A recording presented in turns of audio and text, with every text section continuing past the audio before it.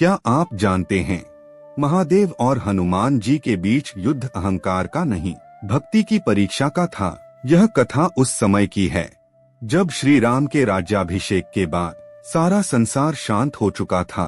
हनुमान जी आज भी श्री राम की सेवा में थे। उनके लिए राम ही सब कुछ थे। उधर महादेव, जो स्वयं राम के सबसे बड़े भक्त हैं, एक लीला रचने जा रहे थे। एक दिन हनुमान जी कैलाश की ओर पहुँचे। वहाँ उन्होंने देखा महादेव ध्यान में लीन हैं।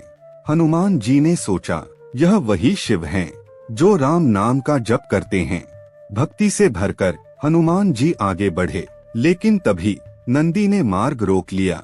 नंदी बोले, महादेव ध्यान में हैं, अभी कोई भीतर नहीं जा सकता। हनुमान जी ने विनम्रता से कहा, मैं राम का सेवक हूँ, राम के भक्त का दर्शन मेरा धर्म है।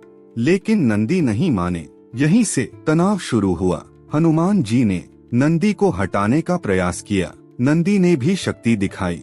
आवाज कैलाश तक पहुंची। महादेव ने नेत्र खोले। उन्होंने देखा सामने खड़ा है राम का सबसे बड़ा भक्त। महादेव मुस्कुराए। उन्होंने सोचा, आज मैं देखना चाहता हूँ कि राम की भक्ति कितनी अडिग है।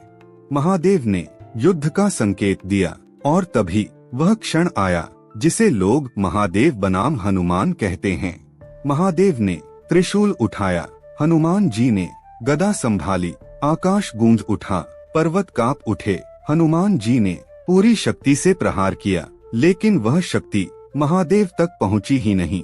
क्योंकि हनुमान जी की शक्ति राम से आती थी और महादेव स्वयं राम की भक्ति में लीन थे। यह युद्ध किसी को हराने के लिए नहीं था, यह दिखाने के लिए था कि जहाँ राम की भक्ति है, वहाँ शिव भी नतमस्तक हैं। अचानक महादेव ने त्रिशूल नीचे रखा। हनुमान जी ने गदा भूमि पर रख दी। दोनों एक दूसरे को देख मुस्कुराए। महादेव बोले, हनुमान, तुम मेरी परीक्षा नहीं दे रहे थे, मैं तुम्हारी भक्ति को नमन कर रहा था। हनुमान जी ने विनम्र होकर कहा, प्रभु, मैं तो राम का दास हूँ, आप तो राम के भी राम हैं।